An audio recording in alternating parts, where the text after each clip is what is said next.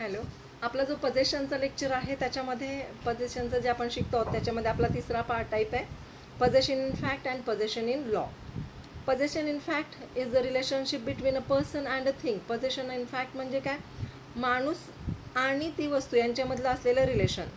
Possession of the thing in fact is to have the thing under one's control. Possession in fact म्हणजे काय? ती वस्तू किंवा ती जी प्रॉपर्टी आहे ती काय आहे, त्या व्यक्तीच्या कंट्रोलमध्ये असायला पाहिजे. दॅट इज फिजिकल कंट्रोल असायला पाहिजे त्याच्यावरतीचा.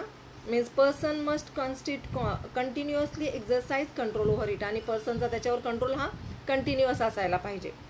Possession in law means a person can legally speaking have a thing in his control. आणि काही गोष्टी अशा आहेत की त्या आपल्या स्वतःच्या फिजिकल कंट्रोलमध्ये असतात, पण काही गोष्टी अशा असतात की त्या लॉनी आपल्या कंट्रोलमध्ये असतात, लिगली त्या आपल्या कंट्रोलमध्ये असतात. And in his control without actually, म्हणजे इनफॅक्टमध्ये पजेशन नसतं पण लिगली मात्र ती वस्तू आपल्या मालकीची असते. Holding or using it at every given moment of time. Possession may be factual or legal. That is de facto or de jure. Possession हे डी फॅक्टो असतं किंवा डी ज्युरे असते. पहा कधी कधी आपण एखाद्या शेतीचे लिगल वारसदार असतो, मालकी हक्क असतो आपल्या, ते काय आपण बरोबर घेऊन फिरत नाही, पण लिगली आपण मात्र त्याच्यावर आपला राईट असतो. मोड्स ऑफ ॲक्वायरिंग पजेशन पाहूया आता. पुढचा टॉपिक मोड्स ऑफ ॲक्वायरिंग पजेशन म्हणजे काय? एखादं पजेशन कशा पद्धतीने प्राप्त केलं जातं, कुठल्या कुठल्या पद्धती आहेत की आपण आपला पजेशन ॲक्वायर करू शकतो, आपलं पजेशन मिळवू शकतो. That is taking and delivery. दोन टाईप तर आहेत. टेकिंग म्हणजे आपण आपल्या स्वतःच्या ताब्यात घेणं, आणि डिलिव्हरी म्हणजे कुणीतरी आपल्याला देणं. टेकिंगचे पण दोन टाईप आहेत, ओरिजिनल अँड डेरिव्हेटिव्ह. आणि डिलिव्हरीचे दोन टाईप आहेत, ॲक्च्युअल अँड कन्स्ट्रक्टिव्ह. टेकिंग म्हणजे काय? साध्या भाषेत टेकिंग म्हणजे घेणे. Taking is the acquisition of possession without the consent of the possessor. Taking म्हणजे आपण स्वतःहून ती वस्तू किंवा ती प्रॉपर्टी घेणं विदाउट द कन्सेंट ऑफ पजेसरची कन्सेंट न घेता. Taking means an act exclusively on the part of the person who physically take the possession. आणि टेकिंग म्हणजे काय? तर आपण स्वतःहून ती वस्तू उचलून घ्यायची, तिथं कन्सेंट घ्यायची नाही पजेसरची. Taking may either be original or derivative. Taking कसं असतं? ओरिजिनल असू शकतं किंवा डेरिव्हेटिव्ह असू शकतं.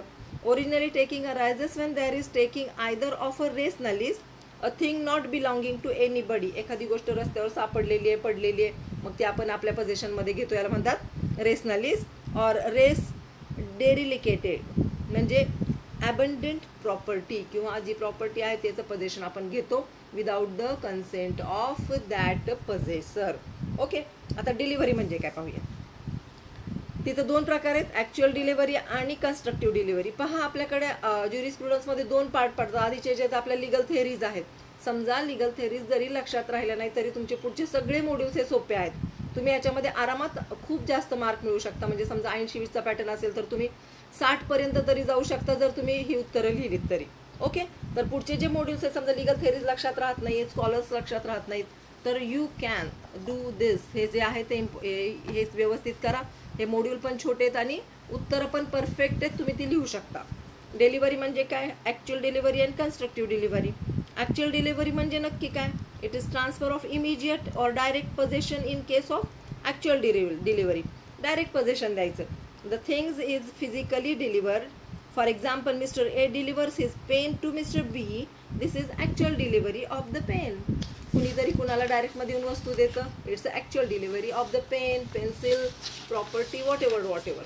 ओके. कुणी आणून तुम्हाला कारची चावी दिली आणि सांगितलं की ही कार तुझ्या ताब्यात, तुझ्यासाठी आहे, this is called as a actual delivery.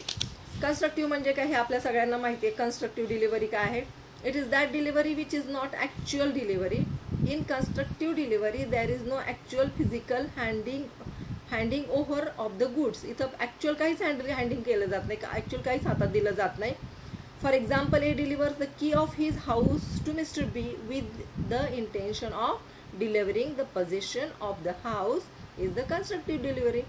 अख्ख्या घर उचलून काय आपण दुसऱ्याला देऊ शकत नाही, किंवा कार उचलून काय आपण दुसऱ्याला देऊ शकत नाही. मग आपण काय देतो? कन्स्ट्रक्टिव्ह डिलिव्हरी देतो. म्हणजे एक चावी त्याच्या हातात देतो, किंवा मग तुम्ही एखाद्या प्रॉपर्टीचे पेपर हातात देऊ शकता. याला म्हणतात constructive delivery.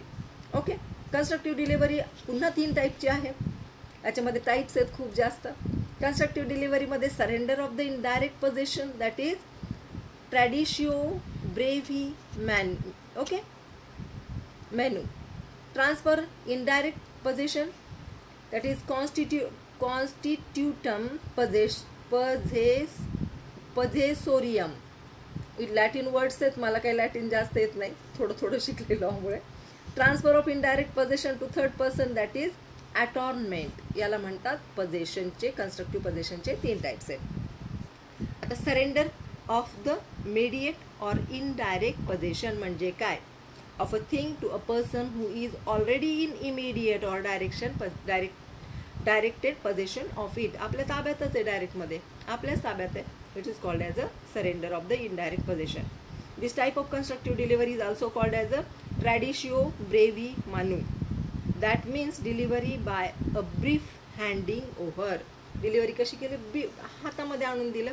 It is called as a surrender of the indirect possession or traditio brevi manu. For example, B has borrowed a book from his friend. बीने एक पुस्तक आणलं होतं, बॉरो केलं होतं पुस्तक आणि तो घेऊन आला आपल्या फ्रेंडकडून. ए हिअर इमिडिएट पोझेशन इज विथ बी. ए कडून त्यांनी पुस्तक आणलं, पण इमिडिएट पोझेशन कुणाकडे? आता बी कडे आहे. While the mediate that is indirect possession is with A. A मालकीचा आहे, पण इनडायरेक्ट पोझेशन त्याच्याकडे, आणि डायरेक्ट पोझेशन कुणाकडे? बी कडे आहे. If later on A wants to gift the book to B. आता तेच पुस्तक एला वाटलं जाऊ दे सारखंच मागतोय, तर गिफ्टच करून टाकतो याला पुस्तक, आणि त्याने त्याला गिफ्ट करायचं ठरवलं. Then A need not first take back the book and then give B. आधी ते पुस्तक घ्यायचं आणि नंतर गिफ्ट करायचं, अशी काही करायची गरज नाही. ते पोझेशन ऑलरेडी दिलेलं आहे. आता फक्त त्याला काय सांगायचं? हे पुस्तक तुला गिफ्ट आहे. Full possession by actual delivery. आता काय ॲक्च्युअल डिलिव्हरीची गरज नाही. आता कसं आहे? कन्स्ट्रक्टिव्ह डिलिव्हरी आहे. तुला घेऊन टाकते पुस्तक, आता तू काय मला परत देऊ नको, ते तुझं गिफ्ट समज. This is constructive delivery. can effectually transfer the book by merely surrendering the book to B by asking him, that is B, to keep it. Surrender करतोय तो त्याचा हक्क. तो बोलतोय की माझा हक्क नाही आता त्या पुस्तकावर, तुला घेऊन टाकतो. बी मी गिफ्ट करतो तुला. आपोआपच ते पुस्तक बीचं होऊन जाईल. Then transfer of mediate, that is indirect possession, while the immediate or direct possession remains in the transfer. This type of constructive delivery is also called as a constitutum possessorium. Constitutum possessorium, that is an agreement touching possession. Example वरून कळेल पहा. If A buys goods from the warehouse, keeper cum owner, they are delivered to me as soon as he has agreed with A that he will now hold them goods only as a warehouse keeper on A's account. पाहता, warehouse मधून त्यांनी काही warehouse keeper कडून त्यांनी काही goods विकत घेतले. मग जेव्हा ती डिलिव्हर कसं होईल? ज्या क्षणी ए ला ती वस्तू मिळेल त्या क्षणी त्याची डिलिव्हरी झाली असं मानलं जाईल. A that he will now hold them that goods only as warehouse keeper on A's account. पाहता, 2 व्यक्ती आहेत. एनी काय केलं? ते वेअरहाऊस म्हणजे एका गोडाऊनमधून काही माल विकत घेतला. तो माल तिथंच ठेवला त्यांनी त्याला पैसे पाठवले. तो माल ॲक्च्युली आता कुणाचा मालकीचा आहे? एच्या मालकीचा आहे, पण तो कुणाच्या ताब्यात आहे?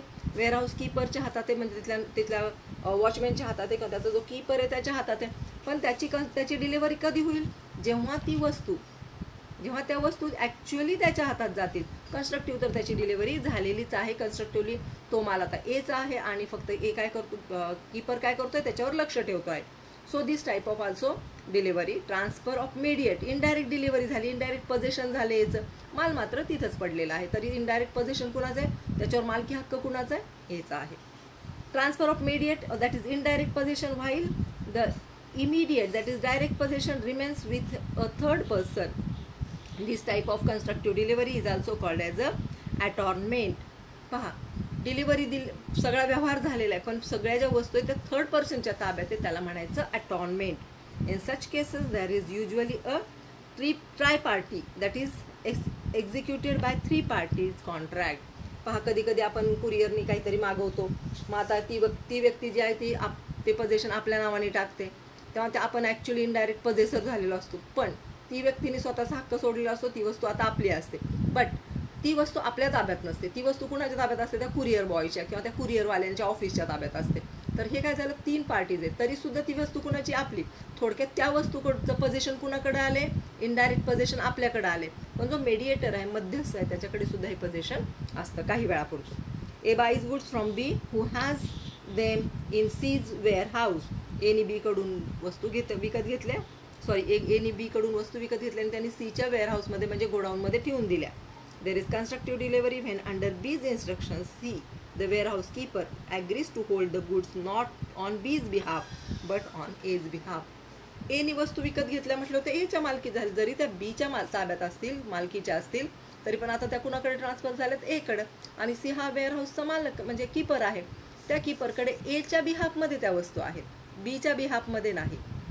समजा बी दुकानदार आहे, सी वेअरहाऊस कीपर आहे आणि ए हा ग्राहक आहे. ग्राहकाने काही वस्तू घेतल्या दुकानातून आणि दुकानातून त्या गोडाऊनमध्ये ठेवल्या, कारण ते ट्रान्सपोर्टेशनमध्ये टाकायचं होतं. आता त्या वस्तू सीच्या ताब्यात आहेत, एच्या मालकी हक्क राहिलाय का नाही, त्याने त्या विकल्यात. आता तो एच्या बिहाफमध्ये त्या वस्तू सांभाळतोय का नाही, तर तो बीच्या बिहाफमध्ये त्या वस्तू सांभाळतोय, कारण बी आता ओनर आहे त्याचा, त्यांनी कन्स्ट्रक्टिव्ह डिलिव्हरी केलेली आहे त्याची. Okay, this is the type of constructive delivery. Okay, एक शॉर्ट नोट आहे त्याच्यावर, पजेसरी रेमेडीज म्हणून. इथं आपलं ॲक्च्युली हे संपलेलं आहे. पजेसरी रेमेडीज किंवा पजेसरी राईट म्हणून एक शॉर्ट नोट येते आपल्याला. Possession is a good title of right against anyone except the true owner. Possession हे गुड टायटल आहे. ट्रू ओनरचं सोडून बाकीच्या सगळ्यांच्या हातात जर पजेशन असेल तर ते गुड टायटल आहे. wrongful possessor has a superior title than all except the true owner. जर wrongful possessor आहे त्याचं सुपेरियर टायटल आहे ह्याच्यामध्ये than all except the good true owner. एखादी वस्तू रॉंगफुली त्यांनी मालकी हक्क घेतलेला आहे, पण बाकीच्या सगळ्यांना कसं वाटतं की तोच मालक आहे, त्याच्याच वस्तू आहेत, पण फक्त ट्रू ओनर हा काय आहे, एक्सेप्ट ट्रू ओनर याच्यासाठी म्हटले कारण ट्रू ओनरला माहिती की त्या वस्तू त्याच्या स्वतःच्या आहेत आणि त्या आता सध्या रॉंगफुली पोझिशनमध्ये दुसऱ्याच्या आहेत. Okay, many legal systems such as the German, Italian and our Indian legal system go further than the English system and treat possession as a provisional, that is temporary title even against the true owner himself. पहा, सगळ्या देशांमध्ये हे जे पोझेशन आहे याला temporary ownership आहे, temporary title आलेलं आहे याच्यामध्ये. जरी तो रॉंगफुल ओनर असेल तरी सुद्धा टायटल कुणाकडे आता सध्या त्याच्याकडे आहे. So those legal possessory remedies are therefore those legal remedies which exist for the protection of possession even against ownership. ह्या रेमेडीज अवेलेबल आहेत, ओनरशिपच्याही अगेन्स्ट आहेत. पोझेशन इम्पॉर्टंट आहे, पोझेशन असल्याशिवाय ओनरशिप होत नाही खरं तर, पण इथं ओनरशिपच्याही अगेन्स्ट पोझेशनसाठी रेमेडीज दिलेल्या आहेत. इव्हन रॉंग डुअरला सुद्धा राईट आहे की तो त्याच्या वस्तू सांभाळू शकतो. एखाद्याला एखादी वस्तू सापडलेली आहे रस्त्यावर, मौल्यवान वस्तू आहे, ती त्याच्या ताब्यात आहे, ट्रू ओनर सापडेपर्यंत तो काही ती वस्तू दुसऱ्याला देऊ शकत नाही. मग लोक त्याला सांगतील की तू कसं ताब्यात ठेवतोय बाबा ही वस्तू, तरी सुद्धा त्याला प्रोटेक्शन आहे रॉंग डुअर असला तरी. That is theft who is deprived of his possession can recover it from any person simply on the ground of his possession. जरी तो चोर असेल तरी सुद्धा त्याला लीगली काहीतरी रेमेडीज सापडल्याशिवाय तो दुसऱ्याच्या ताब्यात ती वस्तू देऊ शकत नाही. Therefore, even the true owner takes back his own property, must first restore the possession to the wrongdoer and then proceed in due course of law on the ground of his ownership. आधी तो काय करेल, जर रॉंगडुअर आहे, theft आहे, त्याच्याकडून त्या वस्तू मिळवण्याचा प्रयत्न करेल, पोझेशनमध्ये घेईल आणि त्याच्यानंतरच त्याची ओनरशिप सिद्ध होणार आहे. The intention of the law is that every possessor, including wrongful possessor, shall be entitled to retain and recover his possession until deprived of it by judgment according to the law. काय उद्देश आहे हे remedies देण्याचा, तर जे पोझेशनमध्ये आहे, ताब्यात आहे, त्याचं प्रोटेक्शन केलं गेलं पाहिजे. कारण जेव्हा ट्रू ओनर येईल तेव्हा त्याला त्या वस्तू द्याव्या लागतील ना, त्यासाठी त्याचं पोझेशन कसं असायला पाहिजे, त्याला रेमेडीज अवेलेबल असायला पाहिजे. Possessory remedies protect possession, whereas proprietary remedies protect ownership. Possessory remedies काय करतात, पोझेशन प्रोटेक्ट करतात आणि आपण पाहिले प्रोप्रायटरी रेमेडीज काय करतात, मालकी हक्क ओनरशिप प्रोटेक्ट करतात. Reasons why possessory remedies are recognized. Following are the reason upon which possessory remedies are best. काय काय कारण आहेत बाबा याला. Aids the criminal law by preserving the peace. It adds म्हणजे मदत करणं. द क्रिमिनल लॉ कशी मदत करतं, बाय प्रिझर्विंग द पीस, शांतता ठेवून. If any person interfere in offense violence, law and order is useful for the protecting the possessor and leaving the property to its true owner. एखादी property आहे त्या true owner पर्यंत पोहोचवण्यासाठी पजेसरला protection देणं आवश्यक आहे. पजेसर कडून परत कुणीतरी वस्तू पळवली तर काय होईल, अजून शोधत बसावं लागेल. त्यामुळे पजेसरचं राईट आहे की तो ती वस्तू रिस्टोर करू शकतो, तो ती वस्तू स्वतःच्या ताब्यात ठेवू शकतो आणि जेव्हा ट्रू ओनर मिळेल तेव्हा त्याला ती वस्तू दिली जाऊ शकते. Okay. For that one can get remedy in the court of law. Savigny, Holland, Holmes, Pollack and Maitland all believe that the protection of citizen, the maintenance of public peace are the main reasons for having possessory right in a legal system. Peace पाहिजे, शांतता पाहिजे आणि शांततेत त्याच्या ज्याच्या मालकीची वस्तू त्याला